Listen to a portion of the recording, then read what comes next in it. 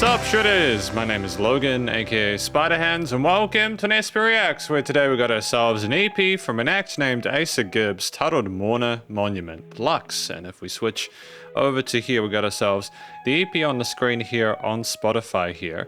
I should note that I have previously reviewed an album from Asa Gibbs titled Mourner Monument. There's some new tracks on here. I look forward to checking out these 6 tracks from start till finish, and we're gonna hear what we think. Mourner Monument. With track 1, Dear. Let's go.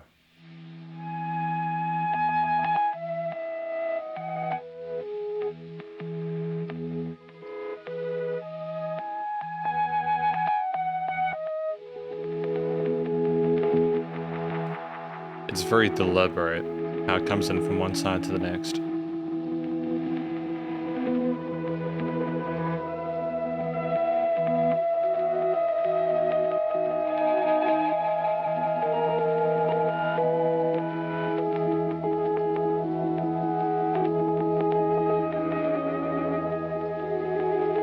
They're kind of like bit crushed flutes and woodwinds, aren't they?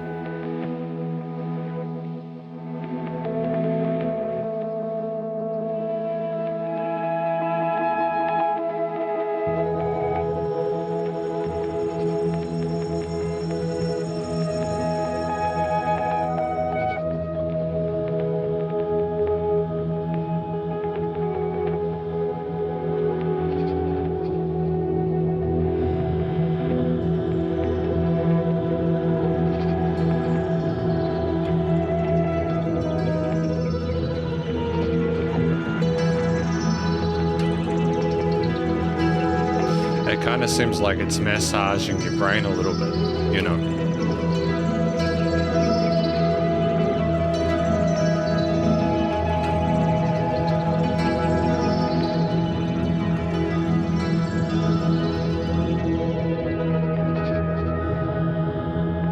You hear the person breathing or humming in the background.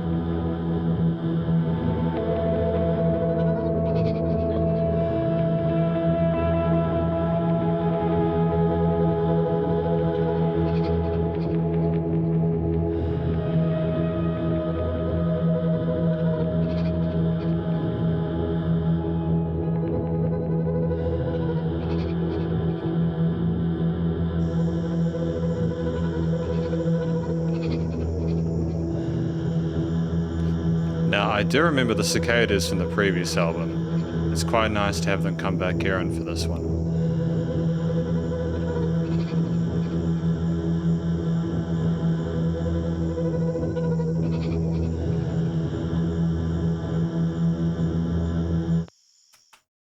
So yeah, that was Dare, track number 1. And each of these sort of end of song sections, we're going to be providing a sort of mini song analysis, everything from lyrics and vocals. To be fair, I don't think there were lyrics in this track, all the way through to studio production, as well as an overall conclusion at the end of the EP in general, any critical constructive critiques, or you know, my final general thoughts from a listener's perspective. But first of all, what do we think Dare is about? I kind of see Dare from trying to sort of approach it from literally a dare is maybe they're trying to provide a soundtrack for meeting a deer either in your dreams or in real life or something like that. I'm not quite sure. Maybe it's meant to sort of be like you're supposed to close your eyes and just kind of sit with the tunes and tones and textures and timbres and all that and kind of envisage that and get behind that. The opening part, with a lack of vocals, you're kind of left to try and construct and a concept of what this is within isolation. Nothing is too literal within this piece or within this track so far, at least. So I feel that's actually honestly a fun idea. It's not a thing I have not experienced before in Asa's music, but it's nice to hear more of it. You have this nice, interesting, almost telephone-ish woodwind, bit crushed sort of theme on the left side there that goes through some major scale notes and plays a melody that is not trying to be a riff or anything like that. It's just more something that is talking to you within the ether. Having it asymmetrical within the stereo field is neat because it makes you wonder, oh, why is it only on that side? And then as you follow that, you've got it coming in on the right side itself eventually. Except that's more some softly strummed guitars with some echoes and stuff like that. And it's almost like you've got guitar feedback or something like that. And I kind of dig that we're playing around with noise as opposed to simply putting an actual sort of guitar chord or something like that in there. That could be totally valid, don't get me wrong. It's just cool to be approaching that instrument in a different way. And as you go through it, even up to the 30-second mark, you're kind of questioning, right, we've established a precedent for what we're trying to accomplish here. A, is this what the rest of the EP is like? And B, how do they develop it from here? As things oscillate, you're left with this kind of permeating sense of kind of relaxation, I suppose. There's nothing that is too affronting at that stage. When the harp kind of plucked parts kind of glisten in around the halfway point, it's a little bit more intense there and full-bodied there. But I think that that's kind of testament to their ability to find space between the things on the sides doing different things in the center. Even if it's not a direct lead voicing, it's still it's a niche there that they can make the most of. The breathing sounds that you have, or the humming sounds on the vocals, are more of an additional note, a layer within that mid-range there that fills things up neatly. And as you play around with different sort of tones and as you play around with like the frequency responses of either the mix or individual components, the track kind of evolves as you go along there. Things aren't presented the same way in terms of their like highs, mids, and lows there. There's an overall kind of tone knob that's going to be going between things to kind of automate that. Now that's just as much a compositional thing as a post thing. But there are some picked guitar notes around the 130 mark that aren't necessarily in the same key signature as those other flute parts. It's just that because everything is so busy, it's almost like you're in a metropolis as opposed to wondering why there is that bit of clashiness or chromaticism. You have other bits of ear candy and interesting noises within it, but I think what kind of fades it out neatly and provides a follow-on from the Mourner Monument, whether that comes in before this or after, regardless, it's just having that sound of the cicadas there, the nature. You've had that dream, maybe you've woken up from it, and you're present within the night sky, encapsulating your sort of like perspective. It's just nice and pleasant, and it does follow on to Jennet, so I feel like we're trying to lead into the next part, and I feel a bit guilty for pausing when I did, but at the same time I'm going to try and do a per track analysis, you know what I mean? Nonetheless, I feel like the different instrumental components within this, as well as the way that they have been processed and the effects changes have been sort of brought forward, are effective. They're definitely creative and intriguing. Thematically, I think just starting on the major key with a lot of the elements within this is just really pleasant. It's just a kind of surreal experience listening to music like this, so it can be nice to have more gentle parts to it, especially if you're not as comfortable or if you're not as familiar with it. From a studio production perspective, it's one of those songs where it's not a typical, for the floor rhythm or percussion oriented event. It's more about the environment, the atmosphere, the ambience. And so it's more about appreciating or at least assessing the relative levels of things, whether there is sufficient dynamic range, the difference between the quiet and loud notes to be able to appreciate things, how things are panned within the stereo field, such as the asymmetry with the different takes on either side of the headphones at the start, which was kind of neat. Looking at the overall loudness and making sure there aren't any issues with like clipping with the limiter or anything like that.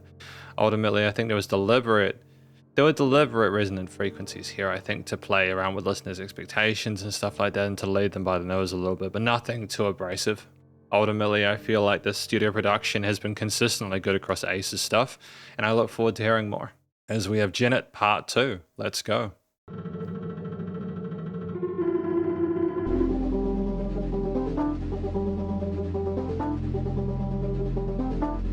Great use of a sequencer here.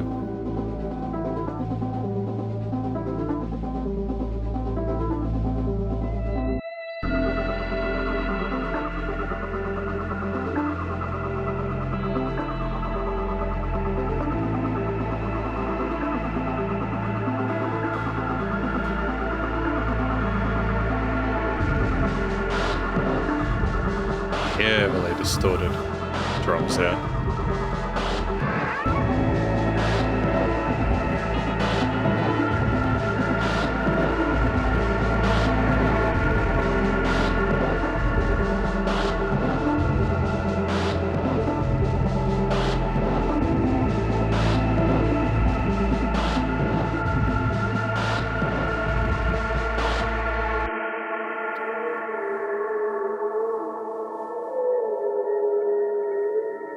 Whale sounds.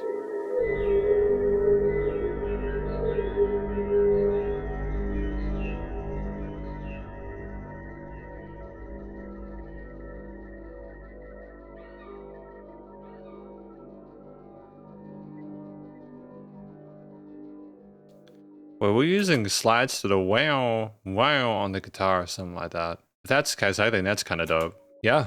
No, I think this one was neat. Jennet was more melodic, and I appreciate that. It was just more colorful, you know.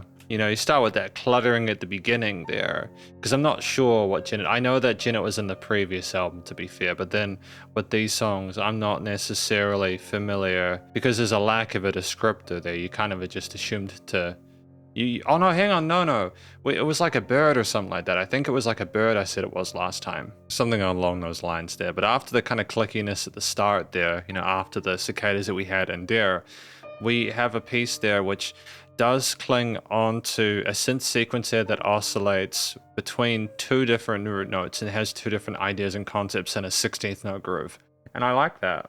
I like that we instantiate both a rhythm section there as opposed to, granted there had like rhythmic components there, chords, etc.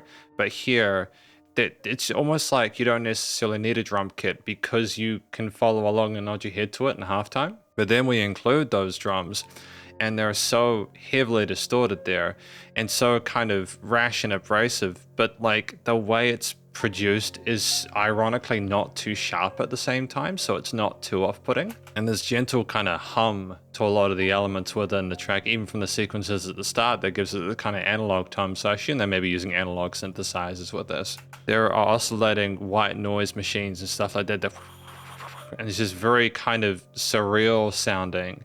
The fuzz kind of builds up on the left side of the cans as well there. There's deliberate adjustment of intensity of certain parts there in a way that is not necessarily as colorful as some of the main sort of components, but nonetheless, it's just constantly evolving. And when you have the drums come in around that halfway mark, you just kind of feel like you've gotten to the crux of it. You feel like you've gotten to the top of the tower, but then you have those whale sounds there, the synths talking to each other, and it is rather, it's unexpected. It's phenomenal use of a short form factor. I mean, Dare at 2 minutes 37 and Jennet Part 2 at 1:36, you're not lacking context, you're not lacking substance, but it just becomes so claustrophobic once you have everything up at that point until 1 o'clock. And that's where I think we're being deliberate about how much we push the limiter in the post-production, which I appreciate. I like that we're being more aggressive there, but it's not a complete slam off the bat.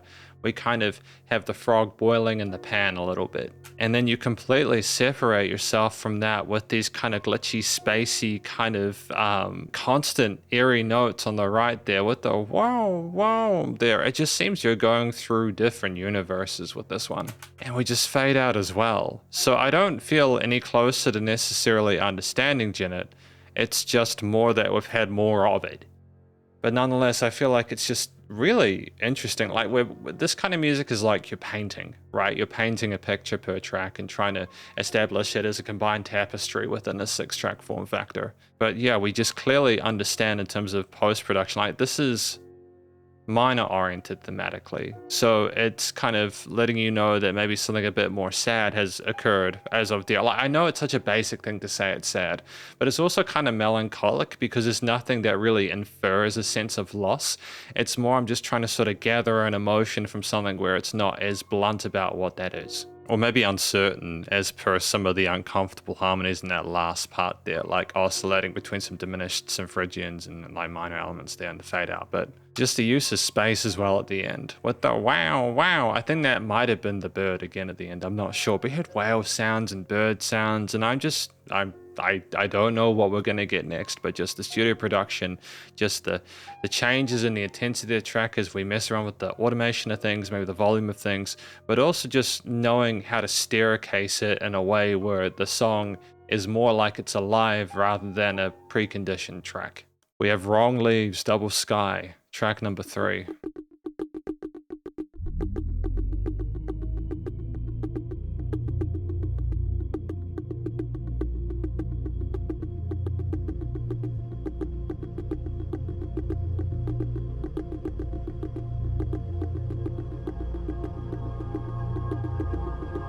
It's a very intimate feeling how they're tapping here, you know.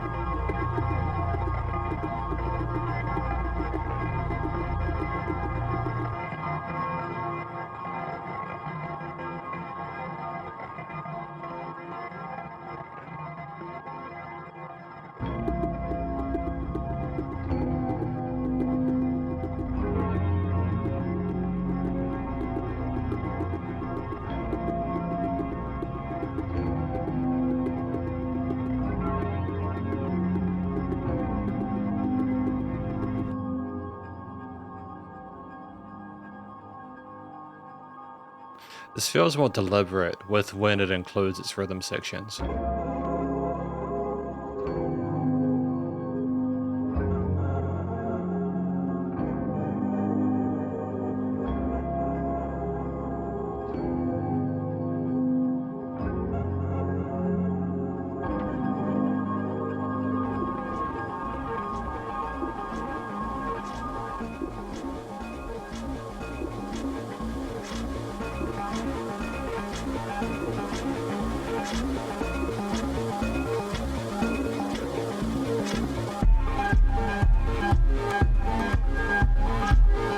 I mean, it works. Nicely sidechained.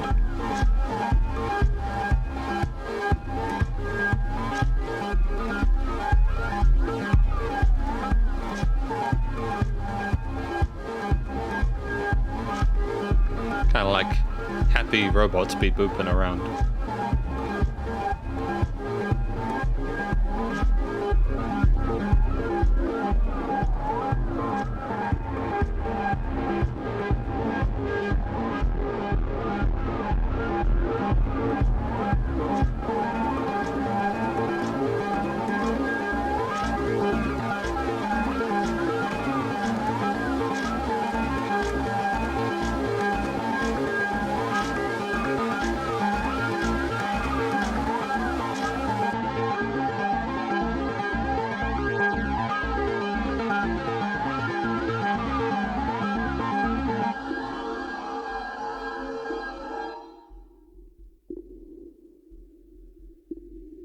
Footsteps.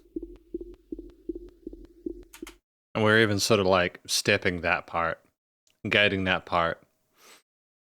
Wrongly's Double Sky, track number 3. I think, yeah, immediately what I'm appreciating about this is that there are these rhythm sections here. I like the ambient stuff. I like when we're floating in the mist, but it's also kind of neat when you have just this feeling of purpose and deliberate, like a pathway that you can follow along to.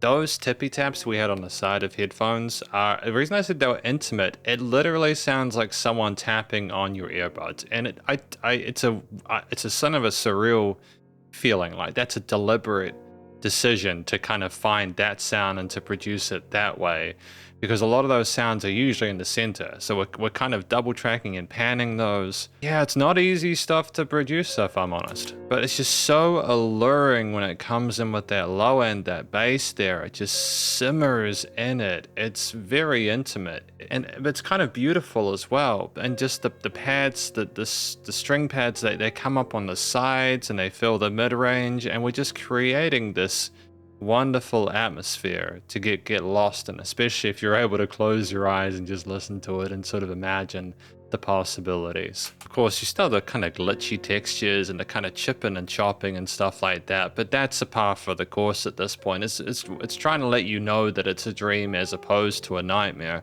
but that it's still part of the digital kind of ecosphere. But it's still part of the digital ecosphere that Asa Gibbs is trying to build. And you have these kind of bells that they ring occasionally for accents as well. It plays pretty neatly up until about the minute mark, but it does start to step away from that as we go through and continues to evolve until we get from Wrong Leaves, I think, to Double Sky. A lot of the rest of the track kind of sounds like robots trying to have some sort of conversation there. These note choices that we have are extensions to these chord progressions. They offer a sense of sophistication to it, some emotional nuance. Even as we build into that sort of house section there with the chord note kicks sidechaining the bass and everything else really neatly, you're left with a wonderment there, wondering what sort of like train we're going to be headed down. And the use of sequences to explore the range in that mid to low end there for things to sort of rise up as we go along is just really effective. Even when we start rising during that 4 to the floor section, we have, again, the robot voices kind of simmering and oscillating within it, and they are using these notes which sound a little bit discordant in isolation, but together you're kind of used to maybe the randomness of it, so it's more acceptable. And as we get to that 2-minute 30 mark, where the drums leave us around that point, we're left to kind of appreciate what's been built going on behind the scenes as you've been kind of nodding your head lost in the landscape that's kind of been all the foundations that have been supporting all the coloration in that mid-range. Up until the point where we hear the footsteps, you hear a couple, and as soon as you start to get used to the sound of it, it kind of chops itself up and loops it again, and then you're like, oh, okay, I see that was what that was. It was almost like the first part of the track was more us moving towards flying through a double sky. I like to imagine maybe waking up in the forest with wrong leaves. And then as you start to kind of gain your senses and start to elevate there, you're kind of getting to the point where as you soar, things are pushing forward with those kicks. You know, that rise around the 1 minute 10, 1 minute 20 mark, bringing you up like that. It's fun to, because that's the beauty of instrumental music, is that it's not too literal. You can come up with your own idea of what you want it to be. Even when you get those kind of really intense sounding gain driven kicks elements there around at 2 minute 15, it's nonetheless still it's just a part of the ether at that point. You know, again, because of what we've had before it's nothing that's too alien, and it's great, because when you get to listen it to the point where they're accepting of most, if not anything you're throwing at, you can really have some fun from then on. I do note as well, just on a closing note, like in addition to any sort of thematic stuff or instrumental parts I might have mentioned, the tippy tapping kind of almost seems like we're anxious or waiting for something, and the tippy taps go away at the end. They go away at the end. So I think effectively with wrong leads, we may be frustrated with where we're at, and as we go through the piece and get moving, we actually are no longer as impatient. That's how I kind of interpret that. Like we go from intermission to a point of action. Similar comments with studio production. I think it's worth noting that this is a track where it's a clear example of when not to be too clean with the sound of your piece. Near the end, when things are getting really heavy with those kicks and everything, and you're adding the bass to those kind of kick drums and everything like that, or the gain to those kick drums, etc. Like clearly they can kick and pan things, Asa can pan things, and sort of like there's dynamic range and there's resonant frequencies only if it's on purpose. But it's knowing that if this was too clean a mix, it might sort of be lesser, you know, to have a bit of dirt on there, a bit of stank, you know, to have a bit of dirt in there, to have some, not imperfections necessarily, because that would imply that there was a mistake that was made, but to have things a little bit unpolished just kind of makes it a bit more real and intriguing a lot of the time. Ultimately though, really well fleshed out. I look forward to checking out more. We have Absence, Enclosure, track number 4.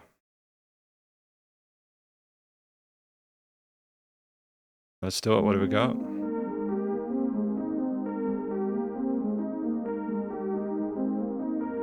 A bit of pitch shifting there.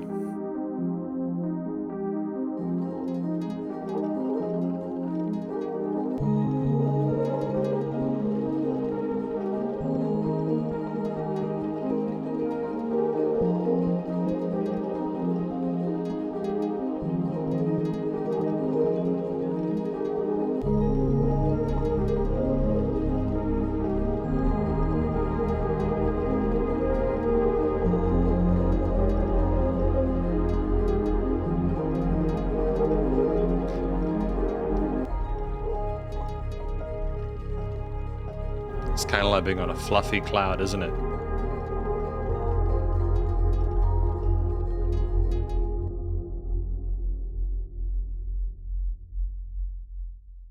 That sub bass though, I don't know if you could hear that on your speakers or on your, probably not on your cell phone. There is some intense sub bass with an Absence, Enclosure. Absolute intense sub bass there, especially near the end. I mean, that's impressive, honestly, that control there. That shows a good sort of like understanding, like that'd be working with some really neat speakers to be able to handle that. Not a glaze, like genuinely, you know, you need to have that to be able to handle that. So what are we enclosing the absence? Is it a space for our absences to be safe and secure? Our absences are rare species and we need to keep them somewhere safe? I'm not quite sure how to take this one. At a minute, it's nice and short. Nice and short. There's no vocals or anything like that within this one. It's very much a kind of this is almost an intermission between two sides. And you have this melody that is played with this wonderful sort of synth. And it's so soft and lush. And it kind of pitch shifts itself a little bit and sounds a little sort of vintage like that, which is really interesting. It's very sleepy sounding. I'll give it that. Like, it's incredibly relaxing to listen to. You know, we don't stand out forever. We add more. Just having a solid theme or intro motif for the first like 10 seconds of a piece is enough to keep most people continuing, I would assume. As you have some stabs or plucks resonate around the sides there, additional kind of glowy textures in the upper ranges as well as we sort of like extend.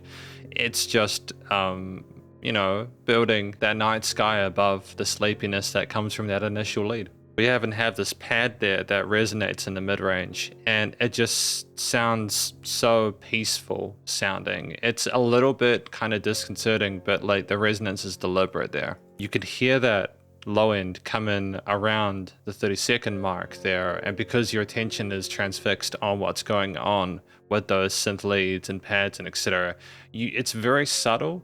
But then when it's left by itself, as per the end of the piece, you feel it and it's like, oh wow, that was there the whole time. And you go with those plucks on either side, going backwards and forwards there. And the music is really trying to sort of take you on a little adventure side piece to what we've had prior. It's just incredibly complicated in terms of the layering and the little intricate entries and exits of certain parts there. The way things sort of reverb and echo over each other, the way you're constantly sort of going between parts there, following on what's happening next. It's like fireworks are going off in your headphones. And then as you get to the end of the piece, you instantly miss all those fun, beautiful sounds that you had before. The feeling of dread that comes from that low end is palpable. But it does feel like a very safe place to be. And the fact that we can construct that within a minute says a lot about how Asa Gibbs does their music. It's just these shifts there. I'm reasonably confident that they're deliberately using filters like switches or something like that to change out the way that things are presented there. Just that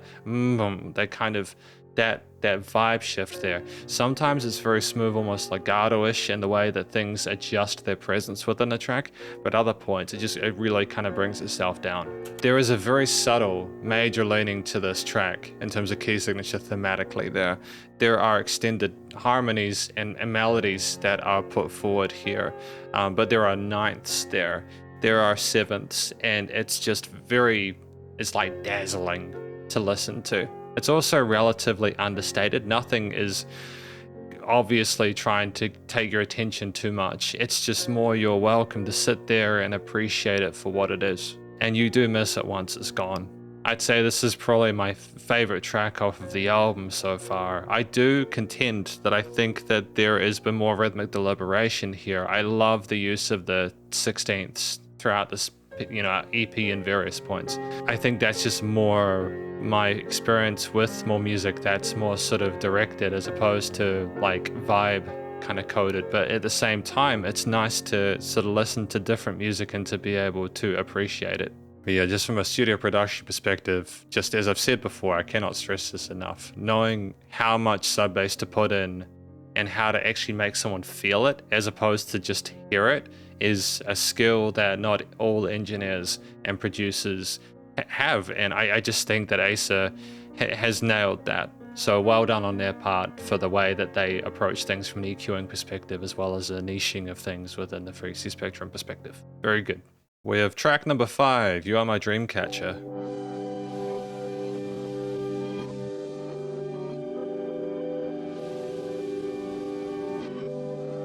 Reverse takes again.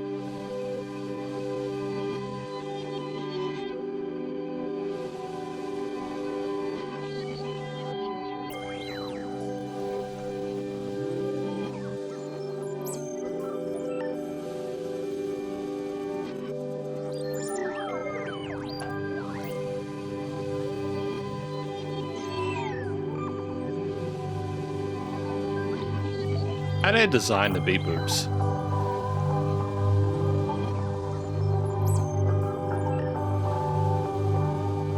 How do you decide where they go?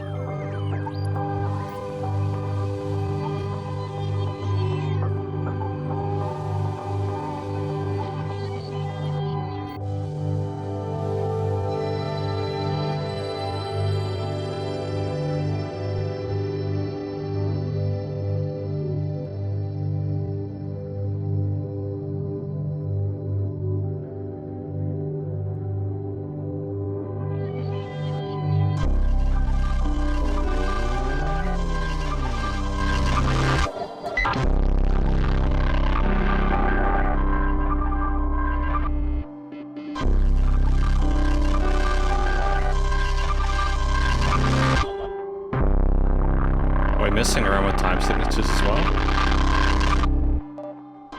Is that 5/4?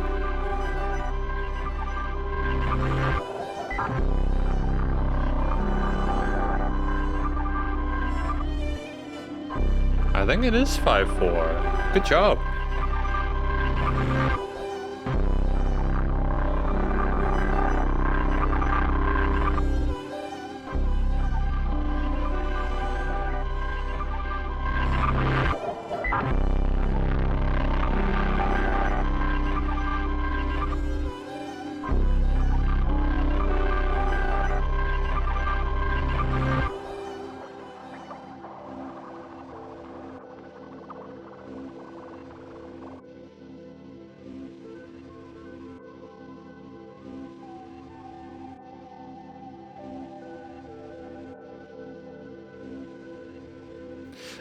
They go away from those harsh, gritty synths so neatly.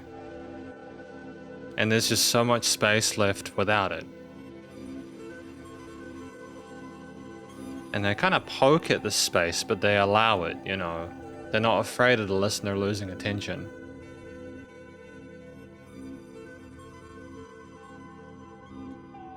I think it's the correct decision, but it's also brave. You know, especially nowadays with reduced attention spans.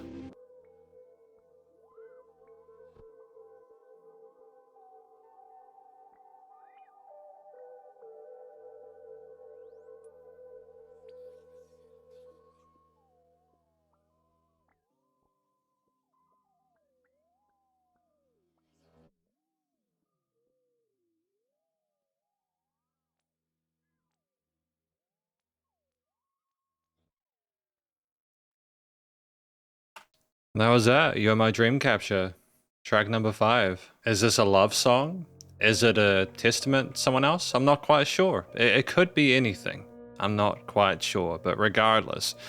At 3 minutes 38, this is, you know, by far the longest track that we have within a CP. I don't think that that's a detriment. I think we do go on another adventure here. There are several distinct chapters to it. It's almost like a 3-act piece.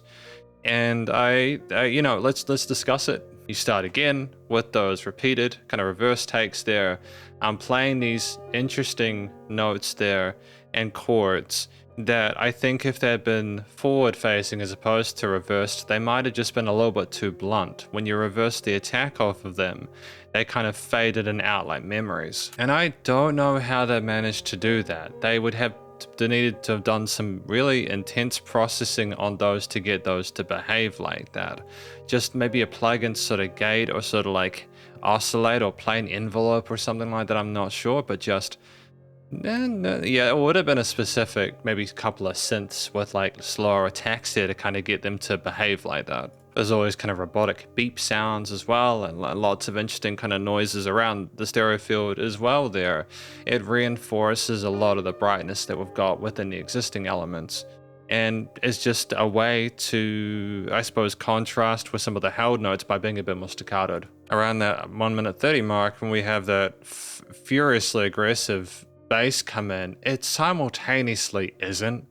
Like, it simultaneously is not that ferocious. It's kind of weird because there's enough space for it that it kind of just slots in there. You know what I mean? It's not kind of stabbing at you or anything like that.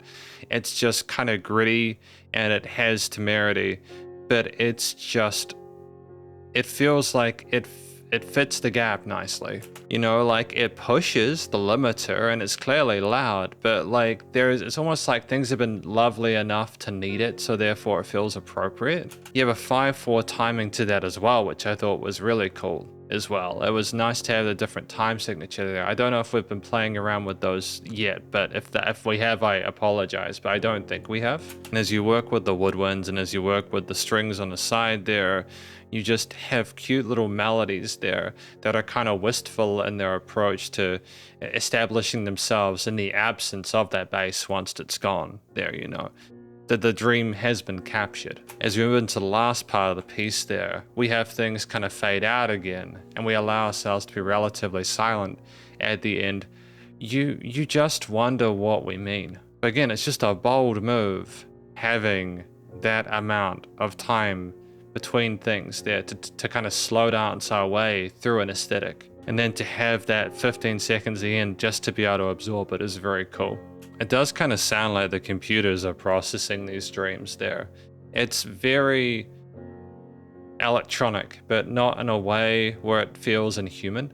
I suppose it's just, there's nothing in here which has been typical. I think that that's kind of something that I need to talk about in the conclusion. But it almost seems like, no, to be fair, there was some tracks. I think Wrong Leaves had a lot more so typical kind of electronic textures. But within this one, it's almost like we're processing previous elements and trying to represent them in a different way that's more unique to Asa Gibbs. Just knowing how to modulate though, and how to sequence them in different rhythms, and how to apply all these different effects in post and stuff is testament to their expertise though. And I think that if you'd been more sort of straight cut with the production side of things within this EP, it just would not have been as, it wouldn't have been as interesting. Even though you had massive expanses of sounds, you know, like in different levels of loudness. For example, the ending was a lot quieter, at least in the mid-range or the middle of the stereo field, than when you had the bass coming in there full bore.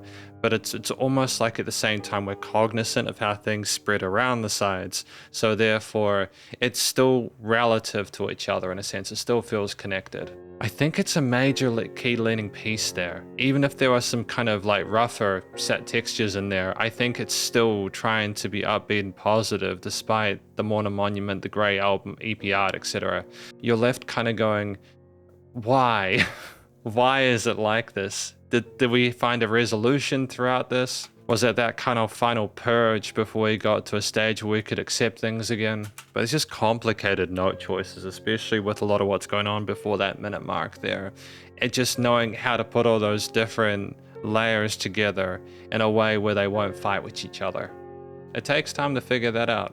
But yeah, I mean, I think Summer 2, track number 6 was a bonus track to the Monument Deluxe EP, if I'm not mistaken.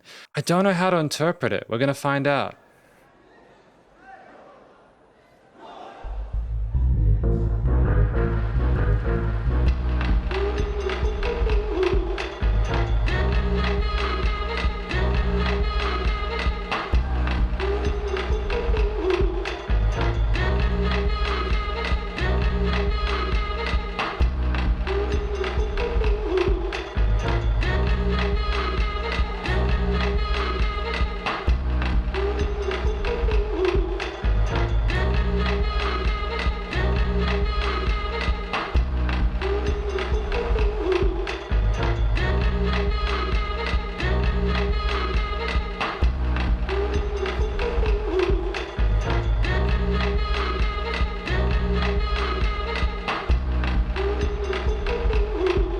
It's kind of surreal hearing this after all that we've heard up until this point.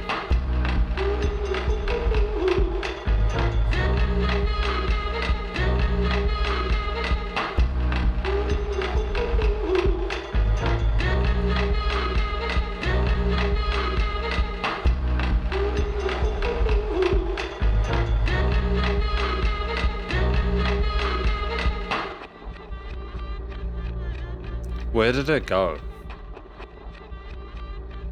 This is the Asa Gibbs I know. This is familiar territory.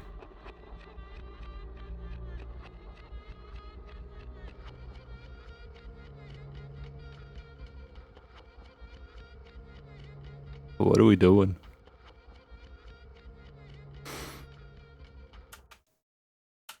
But that was Summer 2, the bonus track off of the Mourner Monument Deluxe EP. What do we think Summer 2 is about? Is this in reference to it getting closer to summer for those in the States in the Northern Hemisphere? I do think it's kind of sick how we have people talking and it's hey, oh, and then you just got the vocalist coming do do do do do do do. It's just such a catchy little melody that is sung there. We show solid vocal technique, but just having people talking at this point, it's such a rarity within Asa Gibbs' music. And we got a great body to our voice there. We have a bit of vibrato in there as well, and we repeat it quite a lot. And it's almost like Asa is saying, look, I know you guys potentially do like your vocal oriented stuff, so here's just a whole bunch of it. Here's a lot of it. And then at the 1 minute 20 mark, I'm going to switch it up and kind of go back to the synthy electronic-y stuff again, where we kind of do the reverse takes. We kind of flip the vocals and kind of loop them a little bit and pitch shift them and do some sort of demonstrable stuff to it. But just staying on that theme there, that hypnotic kind of doof flow with the reggaetonish kind of like snare patterns is just sick. It's wonderfully sidechained with those kicks as well there. The filtering when it comes in, especially with the bass, is really neat. It's just so heavy and warm. It's such a low-key sound to it as well at the same time though. It's interesting because it sounds like you're listening to the song from the next room over, kind of like you're not meant to be there. And there's like occasional ride cymbals and stuff like that on the offbeats, the syncopated there. But I'm also not necessarily sure why this is on the EP. I'm not sure how it connects. You can hear the constants out of the crowd, you know, around them. Like you can hear people kind of like glowing along to it. And I think that's really pleasant. I assume this is a sample or something like that. And there's some nice echoes or repeaters on some at the end of the vocal part, as well as a really sort of gentle reverb to kind of give it a ghostly feel, almost like we're looking back on things. But just like the boom, that first theme, that first introduction of that, there's just this drama to it where, you know, there have been more deliberate attempts put forward before, but it's relatively minimalist in its approach. Like, I dig that we've just got this main sort of like part that you can like bop along to, especially if you feel a bit disconnected after the first 5 tracks off of this EP. It's basically, I suppose, showing that we can not only make these sort of like ambient experimental tracks, but also create something a bit more sort of free-flowing as well. It's just that we prefer to do it the other way. But it all does feel like memories and dreamscapes and that kind of thing there, and I think it's very interesting. Maybe this is something they remember from when they were younger there and they're kind of rolling back to it. Maybe them overthinking things and it's just simply a sound that they like and they wanted to paint with. Regardless, great vocal technique. I like the mixture of different basses and sort of drum samples or like drum beats within it there. I thought the crowd and the audience as a texture was fantastic, and I thought kind of bringing things down at the end of it with those lower kind of vocal sort of like synthy parts there and the loops and stuff like that was a nice way to finish the album, in the sense that it just kind of rounded out what you understood about Asa Gibbs as a producer and musician. Even as things kind of become a bit decrepit around the 120 mark, where they kind of loop the na parts there and kind of make it more sort of spacey. Thematically, going with the major key for that sort of like bass motif that we have throughout most of the track. It's uplifting, it's happy sounding, it's gentle. Again, with the way that things have been processed in post, it's a little bit unsettling because you kind of think you're looking back in time at it. It's a little bit psychedelic, but at the same time, I'm just going to assume that it's for a good cause there. You know, the sidechaining of the kicks makes sense for a house track like that, or like that kind of reggaetonish kind of beats that you have there. And I just think if they tried to sort of like produce it in a way that was too clean or current with it, I think it would have maybe just sounded a little bit too alien to a lot of the stuff within this EP. So I'm thankful for the fact that it wasn't too bright sounding, you know, that we had that dynamic range there for that stuff at the low end, and that it was true to the original intent. Again, great use of reverbs and echoes and envelopes on the vocals throughout the piece. And yeah, the Foley from the atmosphere from the crowd was good. We're going to talk about this EP more in the conclusion. Because welcome to the conclusion of my review of the EP from an act named Asa Gibbs, titled Mourner, Monument, Deluxe. In this section, I'm going to provide an overall analysis of this EP from lyrics and vocals all the way through to studio production, as well as any applicable constructive critique, and then finally, my general thoughts from a listener's perspective. But first of all, what do we think this EP is about? Truthfully, I just think it's a lot of different memories that Asa Gibbs has and is trying to discuss. Maybe they have had situations with deer, jennet with the bird and whale sounds, wrong leaves, double sky, maybe 2 different like perspectives or places they're wanting to fly towards. Absence enclosure just seemed like a safe place where they could be hidden there. Dreamcatcher, I'm not really sure how to describe that one effectively, you know, like, yeah, I don't know. It's tricky. It really is tricky. Maybe the Memories is the Dreamcatcher. And then Summer 2, I think is maybe more either a sample that they took, or it's a song they've made and they've kind of reproduced and kind of made it a bit more sort of like lo-fi. Because a lot of this EP is lo-fi. But yeah, honestly, just that, I don't know. It's one of these EPs where because they're instrumental, you don't have a set story that really you can follow along with. Like, you're not being led by the hand. You have to kind of either assume you know what you're talking about because you understand the rest of it well enough, or you have to imagine a scenario for it. I think either way, this is an EP which is, as per a lot of the music that I reviewed from Asa so far, done very well. I've got little to no complaints in terms of the way that the tracks were presented. Structurally, I mean, you had vocals in Summer 2. You had a really great singer in there. They had fantastic vocal technique, comfortable and hidden chest voice there. I liked the vocal hums and Dare, and I thought that the speaking, the kind of, oh hey, like the crowd and the applause and stuff we had in Summer 2 was good as well, the people getting behind it. But these tracks structurally are from a minute to about 3 minutes 30.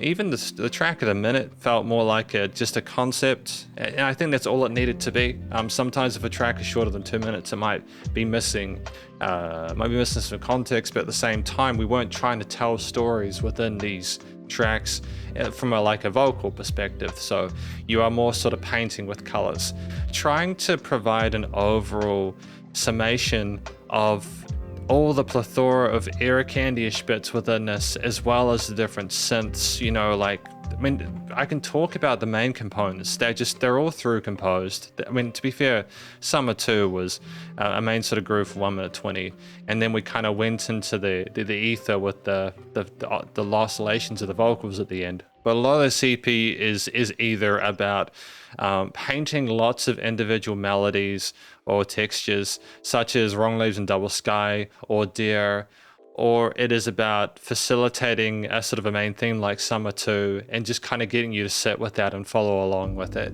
It's extremely unique, and it's absolutely not trying to fit into a box. We had a lot of reverse takes in there, a lot of slower envelopes in these synths, so it made them sort of violin in.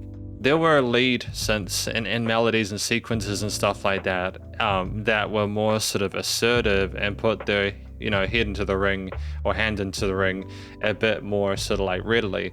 But a lot of it was more about painting with these slower sounds there that they resonated in the highs, mids. The lows were well conditioned. I mean, Absence Enclosure was crazy. That bass, that sub bass in Absence Enclosure was nuts there, the way it was controlled. But then you just had the dreaminess, how wonderful, how hypnotic those synth leads were on top there, the way they kind of simmered, and with the kind of pads that came up around it, the way they glowed there, affirming what we were trying to accomplish with those main triads and just putting more noise on top. We had parts which were kind of very distracting, but not in a way that was detrimental, such as Wrong Leaves. We had the tippy tap percussion on the side there, and we had some digital distorted kind of drums, such as in Jennet Part 2 with a mixture of acoustic samples, as well as the kicks, the kind of old percussion and sort of ride cymbals in Summer 2.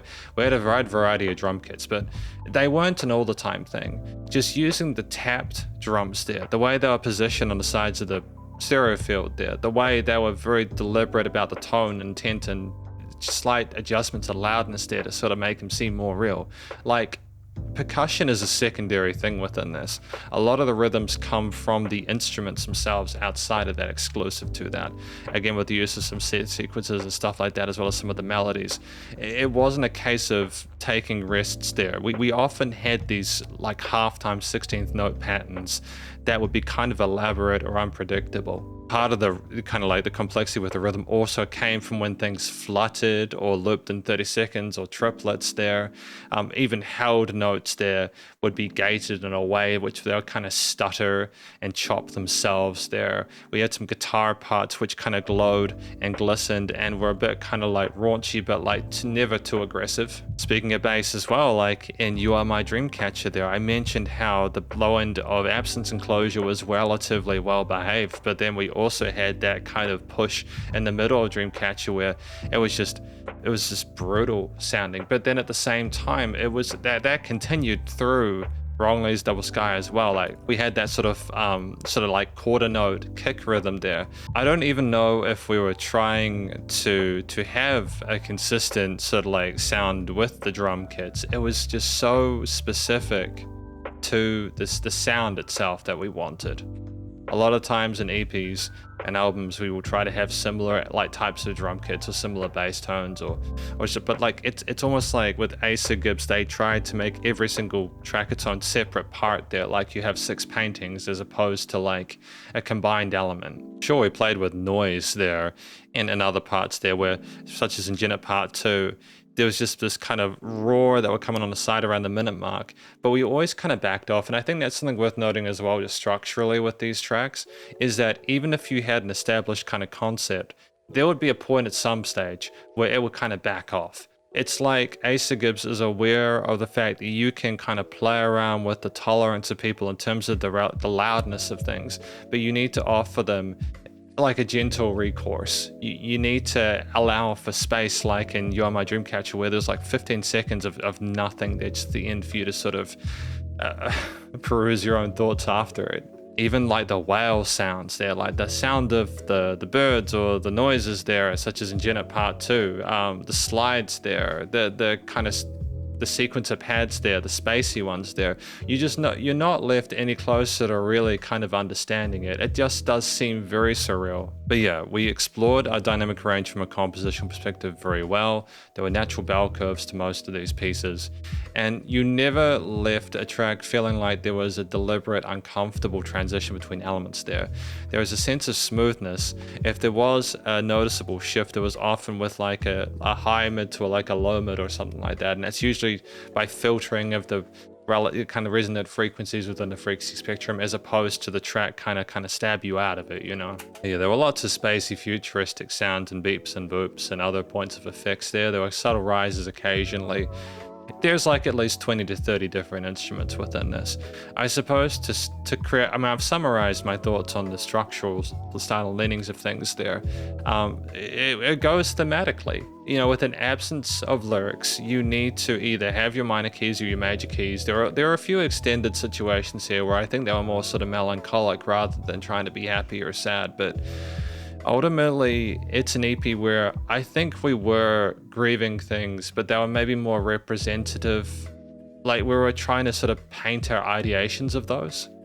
It was more of an honest representation of what we were working through. I don't know, I feel like it's still so private despite being so on display. Even Summer 2, where there are vocal lines and hummed and sung parts, still feels kind of opaque. Regardless, I can kind of infer why the chord progressions or choices they made are in the keys they are with the instruments that they are there, and nothing ever felt too alien or unusual there. We've found a great equilibrium between those elements there. It's always kind of surreal reviewing music like this because a lot of the fundamentals you use when you sort of grade things just don't apply. They don't. Like, it's not the typical way that you'd produce a track, and I think that's part of what makes it so special. But then it's also trying to sort of like analyze it is tricky. You're just sort of more pointing out cool things you like. Studio recording, mixing and mastering. I suppose to try and be a bit more objective about this, I feel like it was commercial grade. I think any of the vocal, synth, bass, drum, key, older percussion effects, sounds stuttered, kind of like guitar parts, etc. Anything that we had within this was typically well measured through the frequency spectrum, with resonant frequencies being clearly deliberate. The stereo field was well catered for. The music surrounded you in the headphones, like such as in Dare. There were parts which are asymmetrical that if be further interest, and I do really enjoy the fact that we had such dynamic range from a production perspective as well. Things would kind of grow and sort of fade within the relative like that. It would kind of, music has had so much life to it, you know. It was like the music was breathing, I suppose. It wasn't just a static loudness there with pulse and wriggle and writhe, but never in a way which was disconcerting or uncomfortable. Granted, I mean, Jennet Part 2 did start to get a bit more kind of raunchy around the minute mark when it started to get much louder on the left side, but even then, it wasn't too much. It wasn't too much. And ultimately, I think fundamentally, you know, nice and loud, bit of pumping, bus compression, limiting handled. No applicable constructive critique. It's effectively just, it's an EP where I think I enjoyed it more than I did with some of the tracks in the previous, like the album review I did of Mourner Monument. And the reason being is I think in isolation, some of these concepts had more of, to me, like a rhythm or a motif or a theme that I could follow along with. They felt less random, and maybe I'm misremembering things. And I mean, to be fair, I did appreciate the use of the cicada at the end of Dare to kind of infer things, and I think there were similar sounds to Jennet Part 2. That isn't me saying I disliked the album that I reviewed all the tracks off of that. It's just more that when I hear this, I go, okay, I can understand that these are 6 very different tracks, but I can sort of imagine they're connected because of how different they are. It gives me a clear indication of the capacity what Asa Gibbs has for their sort of like composition and production at this point in time. It always leaves me thinking afterwards as a final note. I feel like I both know Asa Gibbs better and know them less. But I feel like that's the situation we've crafted and constructed, and I have to respect that. But thank you very much for watching my review of this EP, titled Mourner Monument Deluxe. Hopefully you enjoyed it. If you did, please go show them some love via the various social medias and the Spotify page, and stay cool and stay safe, and please remember to support your local musicians and artists at this point in time, as they need the help more than ever with all the crazy stuff going on in the world. And I will catch you in the next ESP Reacts. Spiderhands out.